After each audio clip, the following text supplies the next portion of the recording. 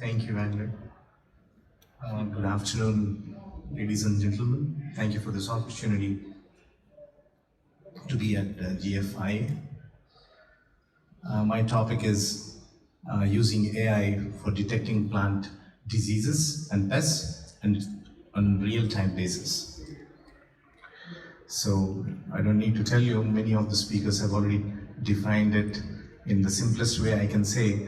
It is simulating human intelligence. While we have some experiences in the past, like when Kasparov was playing with the machine, that was the first sense of what artificial intelligence was. Then we have this Tesla car and the AI used in the motor industry. And there is a big revolution. We still do not have information online, but there are companies and institutions working on self-awareness. In agriculture, we have seen different cases where AI can be very useful. I have taken this from PNS market research. I think it gives a snapshot of AI for agriculture, right from sowings to marketplace, market intelligence, and using it for the betterment of humanity. While it's been, the word AI is so prevalent everywhere. Even Microsoft head Bill Gates in CNN recently said, if he were to start another company, it would be on AI. That would be 10 times bigger, is what he said. And no wonder, in agriculture we see a lot of variation. It's in every department. Like you have so many varieties, so many different agronomical practices. Then the soil type, black soil, red soil, and the environment gets challenged further with the weather interventions in agriculture.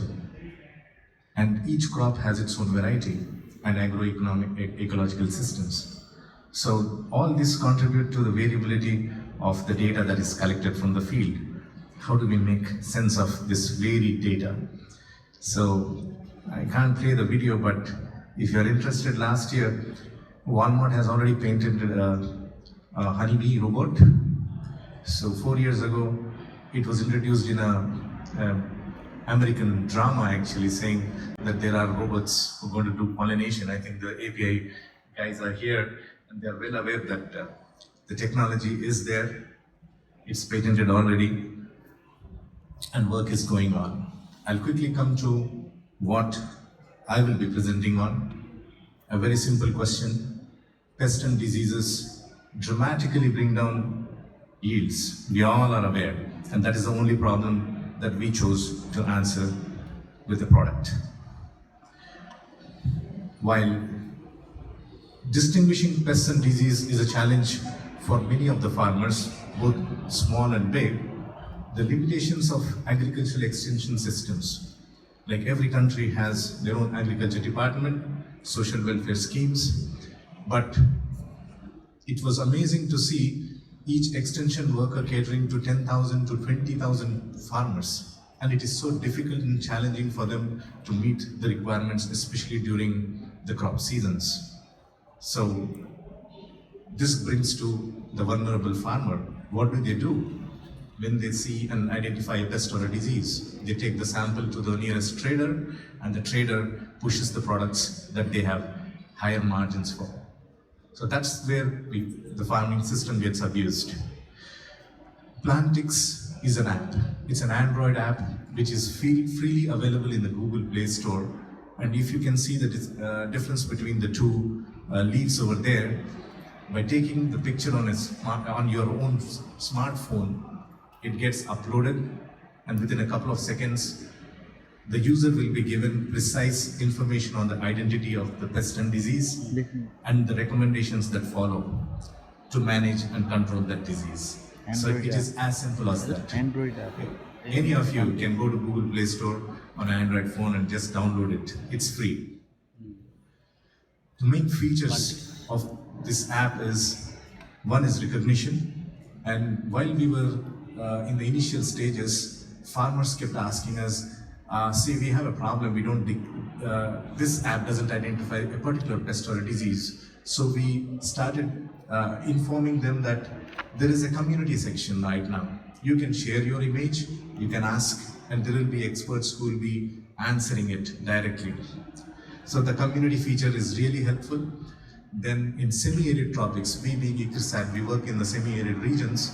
The real issue is about weather, because many of the operations that are done in the farm are actually related to weather, right from sowing to the harvest time and also spraying operations. So the 5-day weather forecast is right now available in this app based on the GPS coordinate.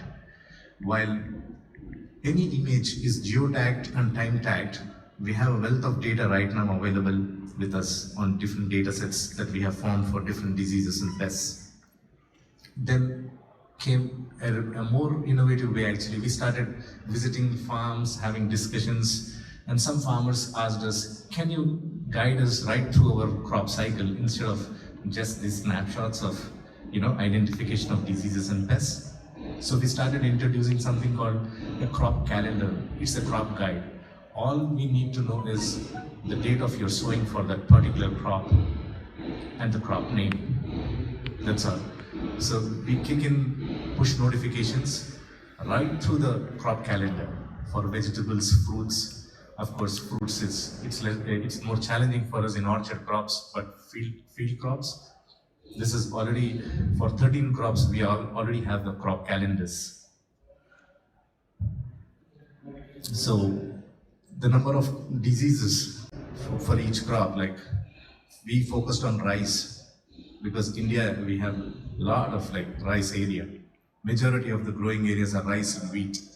So no wonder you'll have more on vegetables, rice, wheat.